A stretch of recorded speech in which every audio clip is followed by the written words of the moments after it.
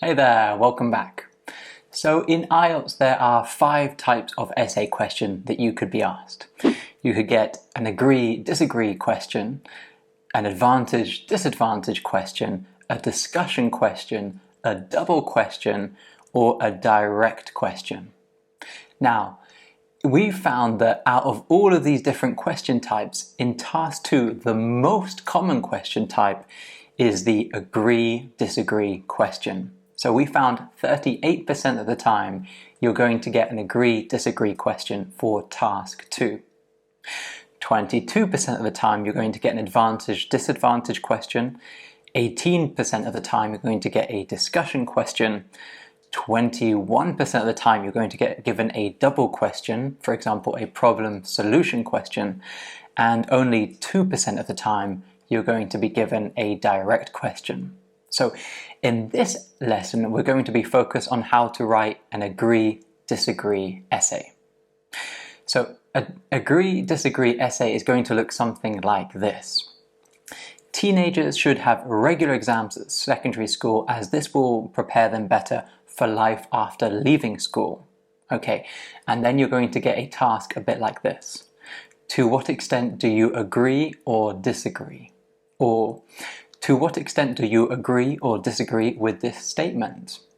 Or, do you agree or disagree with this opinion? Or simply, do you agree or disagree? So, it's very easy to identify whether you get an agree-disagree question, and as I mentioned, they are the most common question type that you're going to get in the IELTS writing test. So let's look at how we can write an answer. Now, for most of you, the best structure to use is going to be the simple structure, and that's where you either completely agree or completely disagree. And we are going to look at some other useful structures for agree-disagree questions in future lessons. But for now, let's focus on the simple structure where we either completely agree or completely disagree. Now, we're going to have 4 paragraphs. We're going to start with the introduction, then we're going to have body paragraph 1, body paragraph 2, and then the conclusion. So, our introduction, as we know, needs to do 2 things. It's going to introduce the topic and respond to the question. So, in this case, it's going to say, we completely agree, or I completely agree, or I completely disagree with whatever the statement is. Then in body paragraph 1, we're going to have the first reason why we completely agree or completely disagree. So we're going to have the topic sentence, the development, and then finally maybe a link, if it doesn't sound too repetitive. Similarly, in body paragraph 2, we're going to look at the second reason why we completely agree or disagree, and for that reason we're also going to have the topic sentence, the development, and then maybe a link. Finally, the conclusion is simply going to restate our position, so it's going to remind the examiner that we completely agree or we completely disagree, and it's also going to summarize our ideas. So the ideas that we mention in body paragraph 1 and body paragraph 2. Okay, let's have a look at an example. So imagine we get this question. Teenagers should have regular exams at secondary school as this will prepare them better for life after leaving school. Do you agree or disagree? Now, the first thing we're going to do is underline keywords that help us understand this question. So that's going to be words like teenagers, regular exams at secondary school, prepare them, so them being teenagers, and life after leaving school. Okay, so we're going to underline these words on the question paper so that we fully understand the question and we know not to miss anything out. Okay, next we're going to either write down or imagine a plan. So the plan that we're going to use for this particular essay. Now, most of the time you don't have enough time to write a detailed plan. Simply writing maybe 3 or 4 words might be enough for your plan. Otherwise, I would recommend that you learn to be able to plan your essays in your head. So in this case, we're going to completely agree. So why? We need two reasons why we completely agree. So why do you think that teenagers should have regular exams at secondary school?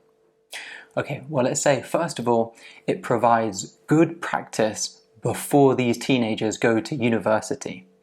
So for example, in university, they have to do lots of exams. And if they haven't done the exams at high school, they're going to find those exams more challenging. Okay, that's idea number one. What about idea number two? We're going to say helps the teenagers develop useful skills that they're going to use later in life when they start work. So for example, when teenagers have to prepare for an exam, they need to learn to work towards a particular deadline, or when they need to do the exam, they need to learn how to work under pressure. And these are very useful skills for when they start work. So that's going to be our second point. Okay, we're going to write the essay for this question. And we're going to start with the introduction. So our introduction needs to do two things. It needs to introduce the topic and respond to the question. So first of all, let's introduce the topic. We're going to say something like this.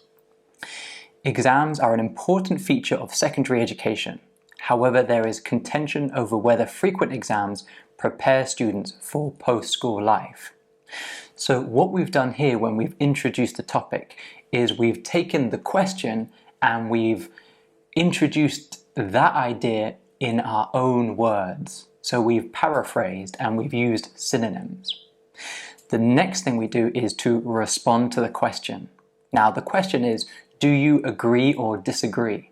So we're going to say, I believe that teenagers should be given regular exams as this will provide useful practice before they go on to be assessed in university and also help develop a range of skills which are essential in the world of work.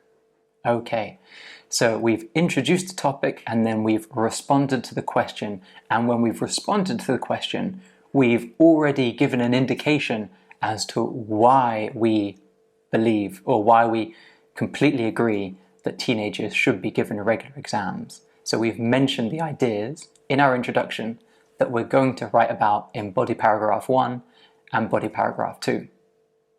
Right, let's have a look at body paragraph 1 then.